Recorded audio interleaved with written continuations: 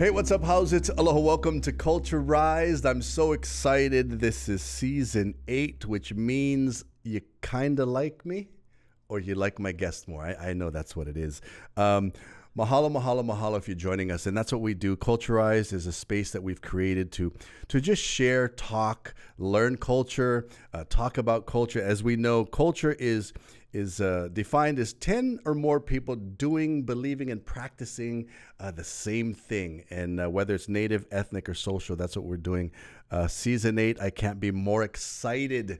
Man, I could give all the accolades. The one accolade I love about my next guest is Kanaka. He's a very cultured person. But here's some titles: artist, educator, cultural advisor, curator. Okay, I'm going to go over some things before I introduce you. And those of you that know, don't say anything yet. So Flux Hawaii wrote this about my next legend in the local graffiti scene. Used art to get him through a risky life. Honolulu Magazine wrote about one of his kaka'ako murals that he drew a lot of attention. You know you're good when tour companies, taxis, the trolley service will reroute their transportation just so they can see his work. Ladies and gentlemen, John Prime Hina. How are you, brother? Good. Oh, first of all, mahalo for being here to just share, because, you know, of course, everyone knows you for your artwork, your graffiti, but the culture that you have, walking encyclopedia of culture. And I'm just going to say that. And before we get started, if you want, and you know how when Kanaka get together, sometimes it's hard for us just to sit there, because I know one of the important things for you is hana lima, is working with our hands. Yeah. I've got some kukui, lei needle. If you want, you can, jump in with me. Okay, sounds good. I want to talk about, now local culture. Hey, where you from? All over. I always get asked that question a lot, and I tell them all over. In the beginning, I grew up in Nu'uanu, Pali Highway. Nice. And then went to Cathedral, St. Teresa, lived in Marites, and then moved to Palolo Valley. You know what I love about that? I love I was like that young too. You move all over, and a lot of people, back then we think, I gotta live everywhere, but you pick up things from every little place that you live and where you grew up. So what high school you went? Oh, high school, I went to St. Louis and Kaimuki. Right in there. Yeah. What was it like growing up for you? I always ask this question with my guests, local. Hey, where you went to high school, and where are you from? What was it like growing up? Was there culture in the household? Before I ask you that, what would your definition of culture be? Oh, man. So it all depends. Yeah, I grew up in the Samoan culture, and they have their way of living, and they have their discipline. And then later on, I learned about the Hawaiian culture. Really? And so it's different. So did you see a lot of similarities or a lot of differences? More similarities than differences. What was more prominent growing up, Samoan culture or Hawaiian culture? Was it even? It was weird, because going to private school, if I told someone I was Samoan, then they looked down at you, and it was hard to tell folks that I was Samoan. Like I wouldn't tell people I was Samoan. I know it's. I always think it's strange, because you look at the past and you look at these eras, right? There's times in our lives, we don't want to be Hawaiian, we don't want to be Samoan, we don't want to be Filipino, and then all of a sudden, as you move in time, everybody wants to be us. Yeah. Hold on. If you're joining us, this is Culturized. We are kicking off season 8. I'm sitting with John Prime Hina. We're going to be talking about his art, where he grew up, the culture that he exudes, and the ability that he takes culture into every part of his life. And that's what the Culturized is all about. So if you're joining us, hit the subscribe button, the notification button. If you're watching on KITV, thank you for doing that. If you're listening on the podcast platforms, tell your friends about us. Let's all get along with culture. bringing you what matters. Viewers can receive the Star Advertiser digital full access subscription for just $9.95 per month. Go to staradvertiser.com and click on subscribe. Use the code AHAITHING. Long's Drugs is always here for Hawaii, providing your family with their local favorites, accessible health and wellness services to keep you safe and healthy. Make Long's a part of your day. Hey, what's up, House and Aloha? Welcome back to Culturize. This is a space that we created to sit down with people like John Prime Hina, where he's going to just drop some Ike bombs on us, drop some knowledge. You may know his work. We just got to get into the little bit of the no and the little bit of the brain of John Prime Hina. Growing up, we already talked about went to St. Louis. So ethnic backgrounds for you. Samoan? Yeah, Samoan, Hawaiian. And Hawaiian. Wow, that is genetically, that is such a superior genetics you have. So who is Samoan? Who is Hawaiian? My mother's Samoan. Oh, okay. And my dad's Hawaiian. So here's a question all my Samoan Hawaiian friends, Samoan mom in the household. Scary. Scary. I'd love that. There was one time when I got caught for doing graffiti. No. And first thing the cop said was, "I'm gonna call your mom," and I started crying.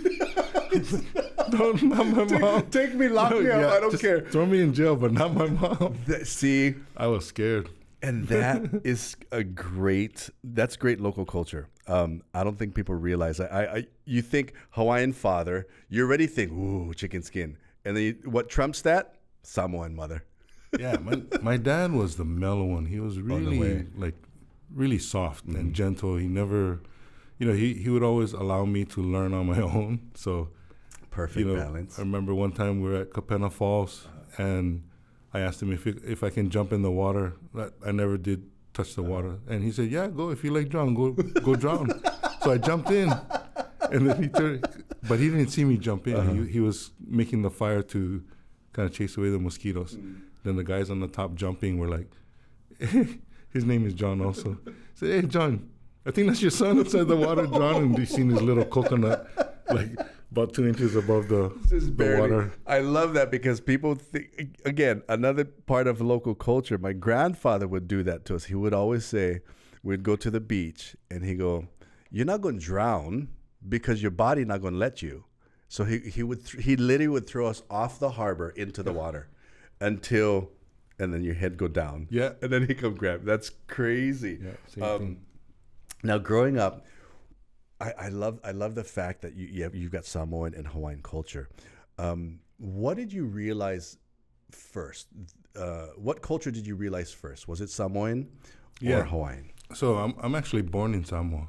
Nice. So after my mom and dad got married, she found out she was pregnant, took me back home to Samoa to give birth because of the land rights and our chief title. Just give me chicken skin right there.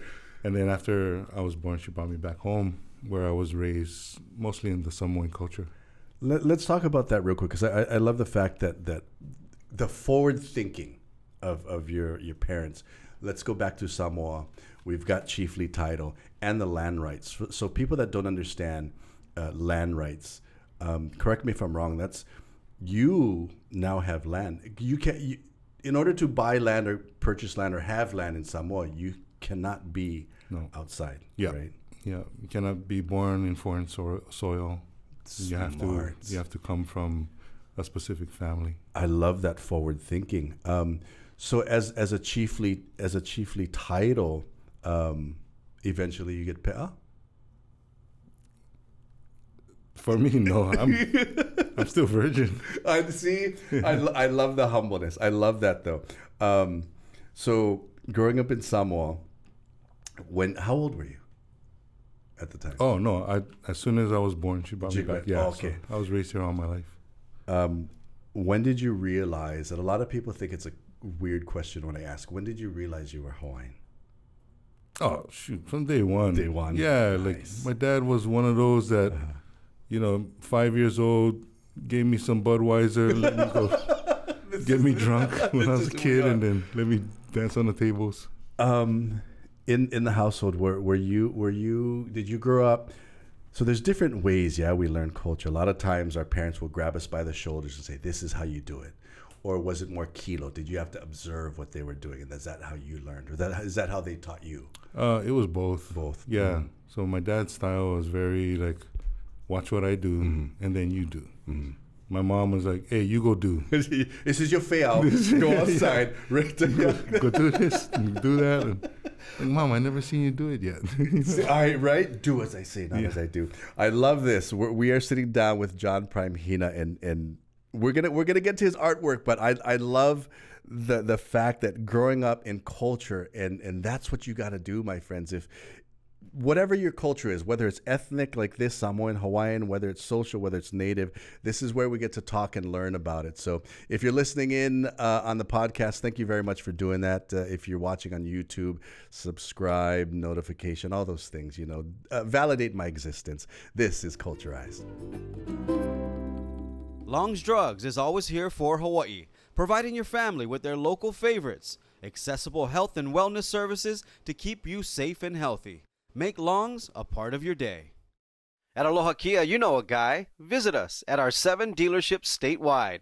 Purchase a brand new Kia using Aloha Kia Express. Purchase at alohakia.com.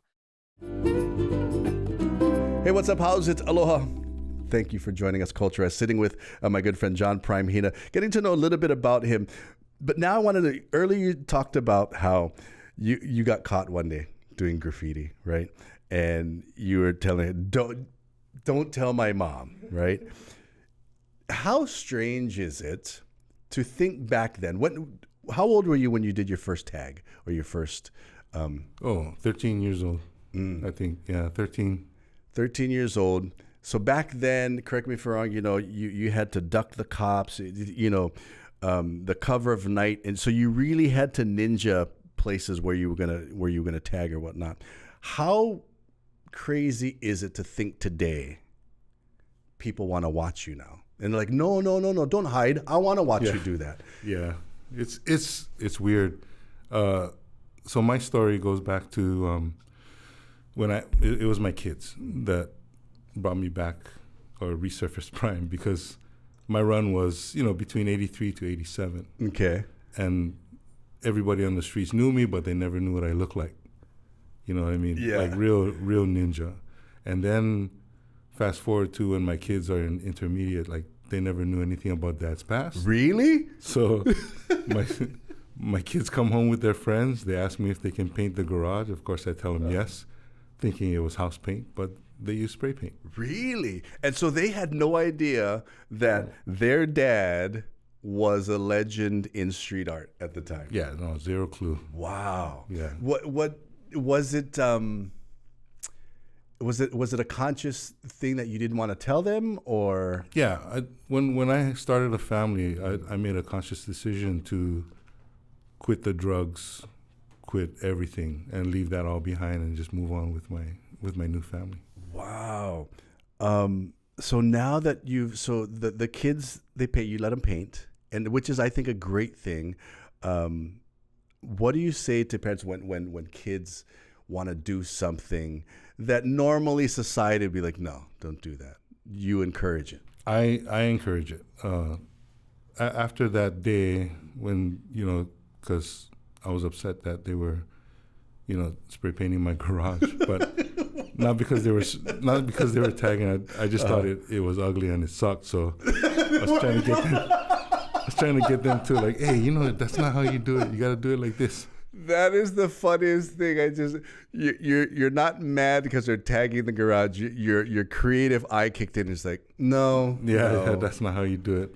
So did they wonder, like, what are you talking about, Dad? Yeah. So I took their can and said, sit down. And my dad kicked in and was like, just watch. And I took their can. Really?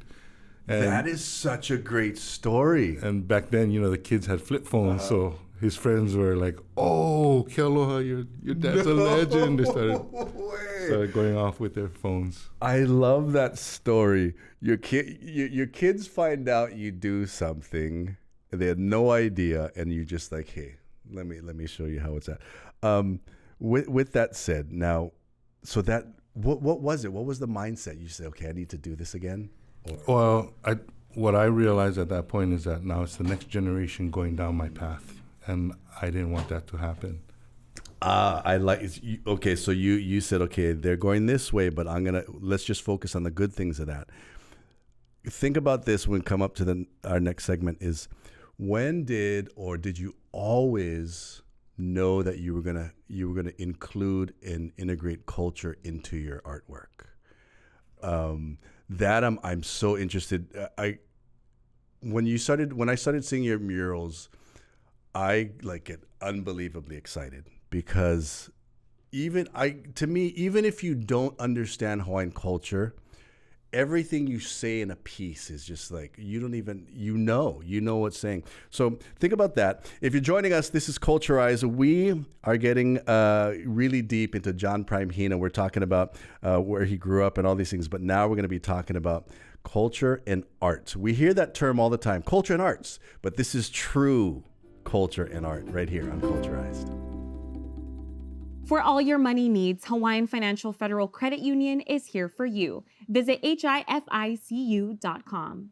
Windows Hawaii. Windows are not only designed to beautify your home, but also to make your home more secure, energy efficient, and virtually noise-proof. Contact Mario now for your free in-home estimate. 808-671-0808. Long's Drugs is always here for Hawaii, providing your family with their local favorites. Accessible health and wellness services to keep you safe and healthy. Make Long's a part of your day. Hey, what's up? How's it? Aloha. Welcome back to Culture Rise. Sitting with my good friend John Prime Hina. We're going to start this segment off with this. In the book, Mana Lahui Kanaka, you shared your mana on using culture and traditional knowledge as a foundation for how we advance in the world today. Share a little bit about that. It's like I said, culture and your artwork. When did that happen? And yeah, so that was, my whole thing about that movement in the 80s it was about hip hop. Hip hop was my culture. I wasn't one of those kanaka that grew up, right, on a farm or in a lo'i and all of that. I was total city slicker, and that's the extent of my knowledge, was everything hip hop. And so, the intention of doing what I was doing was to celebrate the Hawaiian-ness of hip hop.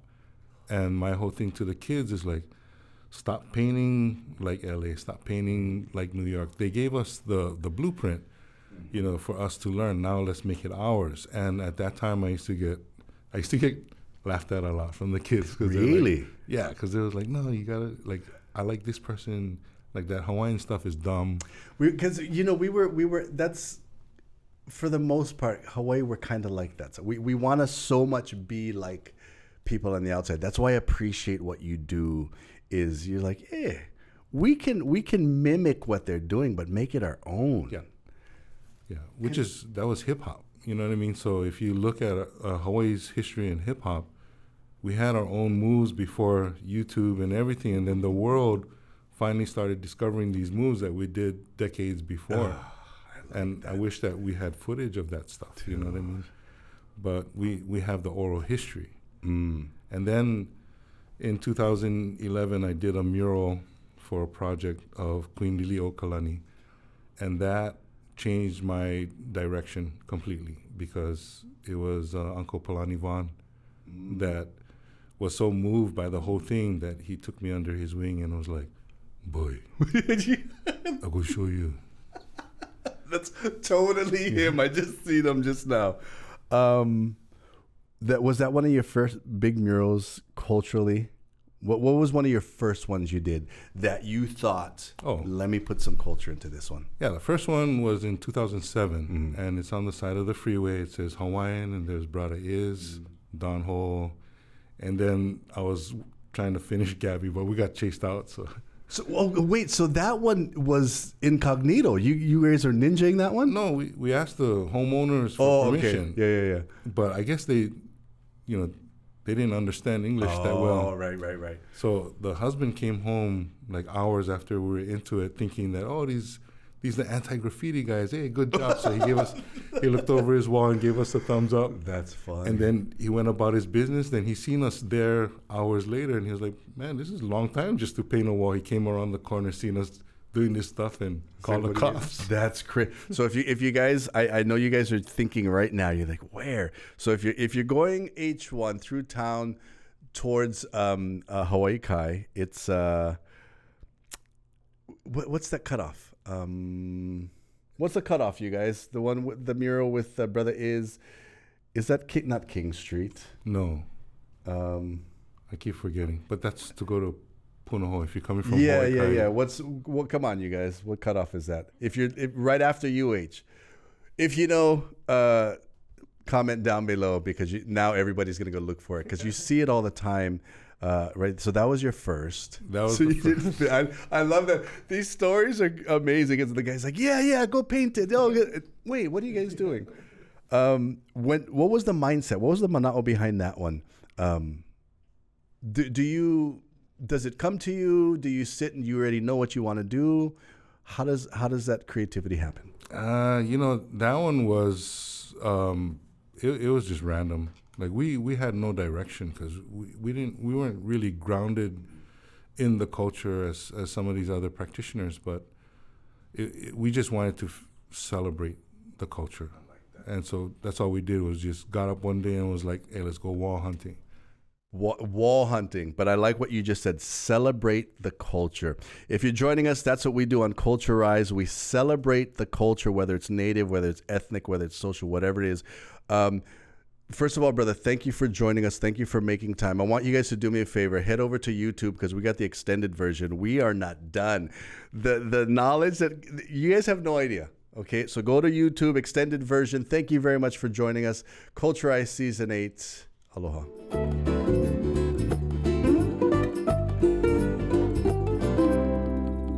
Hey, what's up? How's it? Aloha, it is me, Makani. Welcome to Culturized. If you're on YouTube, this is the extended version. This is where we get to go even deeper into the mind of John Prime Hina, artist, educator, cultural advisor, curator, father, and grandfather too, right? Grandfather too, man. Yeah. He's got so many titles. The culture that he's a walking encyclopedia, I think so, because he's taken art, and we were talking about it earlier, graffiti, street art, mural art, and you took this medium that was kind of born in LA, New York, but you made it ours, meaning you made it culture. Does every mural that you do or every piece that you do you have the thought that I want to make a statement, I want to make a point, not just for the visual beauty of it, but like you just said, celebrating culture? Is that what goes into everything that you do now? Yeah, now the process has evolved to the point where everywhere we go, the art has to tell the story of pre-development. So the first piece on Kaka'ako was of the twins on the shield, but it was like a superhero comic version, and that was our thing. It's like, never forget that this is the land of our kingdom. See, when do you research when you start doing a piece, and do you ever get lost in research? I always get lost in research. Yeah, all the time. What amazes me from your creativity, your creative eye, is that you can research these cultural things that happen in the past, and you make them in a contemporary version. What is that like? What is that like to? Is it difficult? Does it come naturally? You're taking something from Kavaka Hiko, and I'm gonna make it modern so you understand. Yeah. So, well, there's some challenges that come along with that. First of all, if you're working with a client, they have their own ideas of Hawaii. It's all about the pineapple. Yes. And now I have to sit down with them and tell them, well, I don't think you want the pineapple, and here's why, right? And then when you educate them on the pineapple, they still think in terms of Waikiki and like, well, how about some sunsets in Diamond Head? And I'm like, no, that's not the story of this place. Like, you're missing the point, right? That's one of the challenges as far as working with somebody or trying to tell the story that's so old, and even people that's born here have been modernized to the point where they can't even see our past. That was profound just now.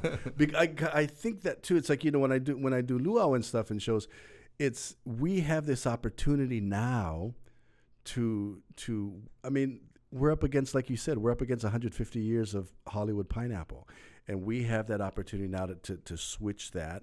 And so now when I do shows, I tell people, I'm not going to entertain you first. I'm going to educate you first, and then do that. Yeah. Do you find what is those conversations like when they realize, oh, it's not pineapples and sunsets and this and that? Do you find people that are just totally taken back? Like, at first, yeah, and then they get all into it. They're like, man, I'm digging this stuff. Like, where can I research this stuff? And I always tell them, like, you have to have a relationship with the people, because that's where the stories are. Just like going back to my grandfather, when we talk about our genealogy, he always tells me, you never write anything down, because if you write something down, people can use that information for their own benefit. And so it's always build a relationship with that person before you tell them anything. Heavy. Yeah. So with that, you just talked about clients, and it's funny because, again, you go back to the beginning of your art and graffiti. It's like you just go, this is my piece. I go do them on my own. This is what I'm thinking. Now you got people going, hey, can you do this for me? Something I read. It's and I think you said it. Making art for strict profit would be straight up selling out. It would be a violation of quota, but the mission is helping kids find their voice through art is a noble one outside of sellout economics or ego. I love that. Is that something that you grew into, or that you just knew from a young age? That's what we do. We have to help. It's all based off of our family values, right? So culturalized, right? All of us grew up having certain values, and we wear our genealogy on us. And so, like, if you act without integrity, that's going to fall back on everybody else too, that sacrifice and gave up their lives so that you can come all the way up to this point and bring it all down. Like, shame the family name. See, I always say, it's like, you guys got to realize that it's not just you, it's everybody behind you, right? You hold the name, hold the, I love that. When did you start making that a part of what you do? Because you travel the world. People seek you out, not only for your skill in art, but your knowledge. Like, I want to be a fly on the wall sometimes when you're somewhere in a foreign country and you're dropping cultural knowledge on these people. Say, this is what you should put in your art. What do other muralists and graffiti artists think when they realize that? Ooh, I can tell a story. Yeah. Do you find it happening more today? Yeah, definitely. It's really trending. You see a lot of quote unquote storytellers popping up, but when you look into their stories, you can tell they're just learning. You know. Oh yeah. Yeah, I'm not gonna say. No, I know exactly, because it's you. Sometimes you look at a piece, you're like, okay, I kind of know what they're getting at. Yeah. But then when they look at a piece that you've done, what I love about your pieces is it could be the biggest, say it's Iz's face or Gabby's face, but it's those little things that you throw in there that you're like, ooh, I like that, right? Your favorite piece you've done so far? I always get asked that question as well, and I always tell them my favorite piece is not on the wall; it's actually in the people. Say that again. My favorite piece is not on the wall; it's in the people. Wow. If you could, any story in history that you haven't done yet that you could muralize, what would it be? Timoteo. Oh. Tell everybody, because some people are like, share with everybody who he is. Nah, I'll let the people that know that story. I just know of him. That's and the sacrifice that he's made in order for us to be here. A critical time. It's funny. I wish my son was here. It's his favorite. It's like his superhero. If you know Timoteo, Ha'alilio, Comment down below. Tell us any stories you know, or even this. If you have, and I'm gonna put you on the side. People must do this all the time to you. Can you do this? Like you said, you get clients. What part of Hawaiian history, or even Samoan history, would you want to see on a mural? I always think it's interesting. Like you see stories like, what was that movie that just came out, Wind in the Reckoning, with Jason Scott Lee. I would love to see that whole story on a mural. Do you do any Samoan murals? Not yet. I wanted to build Hawaii first. Oh, I like it. Right. I like it. Where this is my home base. And then when I go back home, I've been talking with family and like, hey, is there a mural back home? Or do you guys even do that stuff? And they're like, oh, we have one of a whale, but it's just a whale. And I'm like, well, there's a lot of work to be done back home too. I like and I wanna make sure that Hawaii is set first, and we're pretty close. Is this ever gonna end? I told myself when I made the commitment, because back then, I was giving up a good 6-figure job, and when I made the commitment, I really prayed hard on it, and I asked God, like, if this is the way, then this is the way. I love it, because the reason why I asked that question is a lot of times people don't like to read, right? But we like to look and we like to learn. We're constantly going to be haumana, and constantly, and every piece that I see and everything, one that you're involved in, there's something to be taught to people and you learning from it. Because I think that's perfect for the people like me that don't like to read history, and I can see it. Is there a next generation that you've been training? Yep, they're already here, but I worry about them because I guess what I overlooked was the fact that they didn't grow up like us, so they're missing a lot of like the experiences that made us, right, and that gave us the grit to really fight through tough times. Like these kids, they break easy.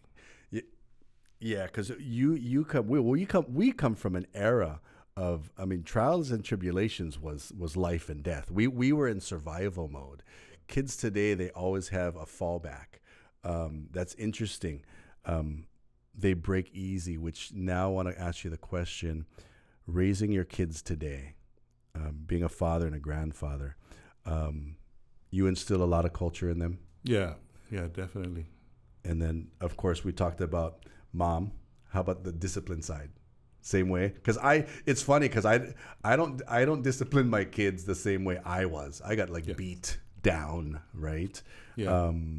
I gave them the 2.0 version of how I grew up, because that's a mix of modern and traditional, right?